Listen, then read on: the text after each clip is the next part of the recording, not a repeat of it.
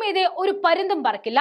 ഉപരാഷ്ട്രപതി തെറ്റുകളിൽ നിന്നും തെറ്റുകളിലേക്ക് പോകുന്ന കാഴ്ച കണ്ട് നിസ്സഹായതയോടെ നോക്കിയിരിക്കാൻ മാത്രമാണ് ഇപ്പോൾ കഴിയുന്നത്. കാരണം പഴയൊരു സംഭവം ഓർമ്മിപ്പിച്ചുകൊണ്ട് തുടങ്ങാം. 2024 പാർലമെന്റ് ഇലക്ഷൻ പ്രചാരണ കാലഘട്ടത്തിൽ ഈ ജനാധിപത്യ രാജ്യത്തിന്റെ കാവൽക്കാരനായ പ്രധാനമന്ത്രി നരേന്ദ്രമോദി പറഞ്ഞ വാക്കുണ്ട്, മുസ്ലിമുകൾ നുഴഞ്ഞുകയറ്റക്കാരാണെന്ന്. അന്ന് അതിനെതിരെ ജനങ്ങളും പ്രതിപക്ഷവും ഒരുപോലെ കൊടുവാളെടുത്തപ്പോഴും സുപ്രീം കോടതിയുടെ നയങ്ങളും വ്യവസ്ഥകളും വളരെ മൃദുവായിരുന്നു. അന്നവർക്ക് കിട്ടിയ ധൈര്യമാണ് ഒരു കൊല്ലം പൂർത്തിയാക്കും മുൻപേ സുപ്രീം കോടതിയെ പ്രതിപ്പട്ടികയിൽ നിർത്താനുള്ള കാരണം. സുപ്രീം കോടതി ജനാധിപത്യത്തിന് നേരെയുള്ള മിസൈലാണെന്ന് രാജ്യത്തിന്റെ പരമാധികാരി രാഷ്ട്രപതിയുടെ രണ്ടാമൻ പറയുമ്പോൾ നീതിപീഠത്തെ വരെ ചോദ്യം ചെയ്യാൻ മാത്രം ഈ രാജ്യം അധപ്പതിച്ചു എന്നോർത്ത് ആശ്ചര്യമാണ് ഉണ്ടാക്കുന്നത്. ചെയ്ത തെറ്റ് അതേപടി ആവർത്തിക്കുന്നവരാണ് ഏറ്റവും വലിയ തെറ്റുകാർ. സുപ്രീം കോടതിയുടെ അധികാര പരിധി വീണ്ടും ചോദ്യം ചെയ്ത് ഉപരാഷ്ട്രപതി ജഗദീപ് ധൻഖർ എത്തുമ്പോൾ എന്തുകൊണ്ട് ഭരണകൂടം കയ്യും കെട്ടി നോക്കി നിൽക്കുന്നു എന്നാണ് ചിന്തിച്ചു പോകുന്നത്. സുപ്രീം കോടതിയെ ചോദ്യം ചെയ്ത ആ സെക്കൻഡ് തന്നെ ഉപരാഷ്ട്രപതി എന്ന പദത്തിലിരിക്കാൻ അയാൾ അർഹനല്ലാതായി മാറിയിരിക്കുന്നു.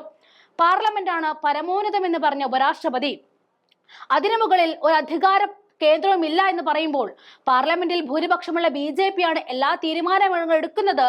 അതിനെ ചോദ്യം ചെയ്യാൻ ആരും നിൽക്കേണ്ട എന്നാണ് അർത്ഥമാക്കുന്നത്. ഡൽഹി സർവകലാശാലയിൽ വെച്ച് നടന്നൊരു ചടങ്ങിൽ പങ്കെടുത്ത് സംസാരിക്കുമ്പോഴായിരുന്നു ഉപരാഷ്ട്രപതി ഇത്തരത്തിൽ സുപ്രീം കോടതിക്കെതിരെ വീണ്ടും ആക്രമണം അഴിച്ചുവിട്ടത്. ജഡ്ജിമാർ സൂപ്പർ പാർലമെന്റായി പ്രവർത്തിക്കുന്നു, പക്ഷേ ഉത്തരവാദിത്തമില്ല എന്ന് ജുഡീഷ്യറി വിമർശിച്ചതിന് പിന്നാലെയാണ് അദ്ദേഹത്തിന്റെ പരാമർശം. കഴിഞ്ഞ ദിവസം നിയമം സുപ്രീം കോടതി ഉണ്ടാക്കുമെങ്കിൽ ഈ രാജ്യത്തെ പാർലമെന്റ് സഭകളും നിയമസഭകളും അടച്ചുപൂട്ടുമെന്ന് BJP MP നിഷികാന്ത് ദുബെ പറയാൻ ധൈര്യം കാണിച്ചത് കെട്ടഴിഞ്ഞ ഭരണ സംവിധാനത്തിന്റെ കീഴിൽ നിൽക്കേണ്ടി വരുന്ന നീതിപീഠങ്ങളുടെ ഗതികേടിലേക്കാണ്. ഗവർണർക്ക് പൂട്ടിടുകയും രാഷ്ട്രപതിയുടെ വീറ്റോ അധികാരം വരെ ചോദ്യം ചെയ്ത സുപ്രീം കോടതി നടപടികളെ വിമർശിച്ചുകൊണ്ട് ഉപരാഷ്ട്രപതിയുടെ നാവിന് വിലക്കിടാൻ ആരെ കൊണ്ടാണ് ഇനിയാവുക? തങ്ങൾക്കെതിരെ നിൽക്കുന്നത് ഏത് ഉടയതമ്പ്രാനാണെങ്കിലും പൂട്ടിക്കെട്ടുമെന്ന BJPയുടെ അഹങ്കാരത്തിന് മേൽ ചാട്ടവാറുകൊണ്ടായിരുന്നു സുപ്രീം കോടതി മറുപടി പറഞ്ഞിരുന്നത്.